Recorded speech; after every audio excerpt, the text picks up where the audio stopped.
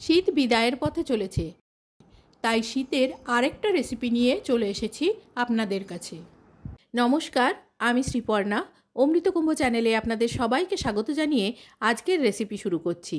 আজকের রেসিপি ধনেপাতার পকোড়া। ধনেপাতার বড়া বা পকোড়ার জন্য নিয়েছি ধনেপাতা।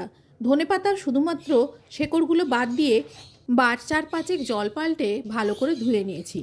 তারপর জল ঝরানোর জন্য রেখে দিয়েছি। কিভাবে বানাতে হয় সেই পদ্ধতিটা দেখানোর জন্য অল্প কিছু ধনেপাতার আমি পকোড়া বানিয়ে দেখাবো। পরিবারের সদস্য সংখ্যা অনুযায়ী আপনারা এটাকে বাড়িয়ে নেবেন। প্রথমে একটা ব্যাটার তৈরি করে নেব। সেজন্য নিয়েছি বেসন, নিয়ে নিচ্ছি চালের গুঁড়ি। বেসন আর চালের গুঁড়ির অনুপাত 80:20 হবে। প্রতি 4 চামচ বেসনের জন্য 1 চামচ চালের গুঁড়ি।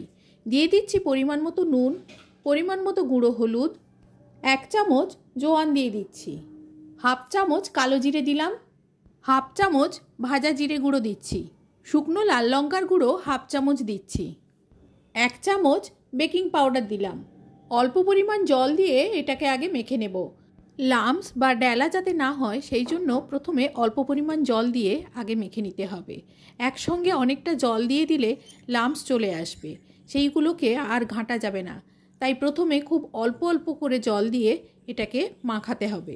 এছাড়া ব্যাটারের ঘনত্ব ঠিক রাখার জন্য জলটা একেবারে বেশি দেওয়া যাবে না, এটাও একটা কারণ অল্প অল্প জল দেওয়ার। ব্যাটারটা এখন ঘন আছে, লাম্পসগুলো সব চলে গেছে। এবারে জল দিয়ে সঠিক ঘনত্বের নিয়ে আসব। খুব সামান্য পরিমাণ জল দিলাম আর এই রকম ঘনত্ব রেখে দিচ্ছি। দেখুন এইভাবে স্মুথলি যাতে ব্যাটারটা পড়ে সেইটা দিকে খেয়াল রাখবেন। এই রকম ঘনত্বে হলে বুঝবেন ব্যাটারের জলের পরিমাণটা একেবারে ঠিকঠাক আছে। এরপরে আর জল দেওয়ার প্রয়োজন নেই, ব্যাটার একেবারে পারফেক্টলি রেডি। এবারে একে একে পকোড়াগুলো ভাজতে হবে। প্রথমে কড়াইতে সর্ষের তেল গরম করতে বসিয়েছি আর ধনেপাতাগুলো কিছুটা নিয়ে এইভাবে ডাঁটাগুলো এক জায়গায় করে একটা বাঞ্চ করে নিচ্ছি।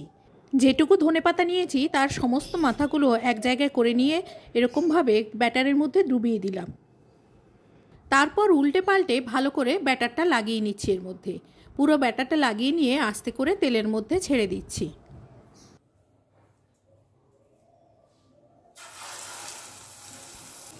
এইভাবে অল্প করে ধনেপাতা নিয়ে ব্যাটারের মধ্যে ডুবিয়ে একটা একটা করে ছেড়ে দিচ্ছি। এই কড়াটায় 3টে বড়া ধরেছে। গ্যাসের ফ্লেমটা মিডিয়াম টু লোর দিকে রাখবেন। বেশি তাপ হলে বাইরেটা পুড়ে যাবে কিন্তু ভেতরটা কাঁচা থেকে যাবে, তাই অল্প অল্প তাপে ভাজতে হবে। এক পাশ ভাজা হয়ে গেলে একটা একটা করে উল্টে দিচ্ছি অপর পাশ ভাজার জন্য। অন্য দিকটাও ভেজে নেব। এরকম সোনালি রং করে ভাজা হয়ে গেলে তেল থেকে বড়াগুলো তুলে নেব। সন্ধেবেলা স্ন্যাক্সে এটা খেতে পারেন। আজ এই পর্যন্ত, দেখা হবে অন্য কোনো দিন অন্য কোনো রেসিপিতে। ততদিন সবাই ভালো থাকবেন, সুস্থ থাকবেন, আনন্দে কাটাবেন। ধন্যবাদ।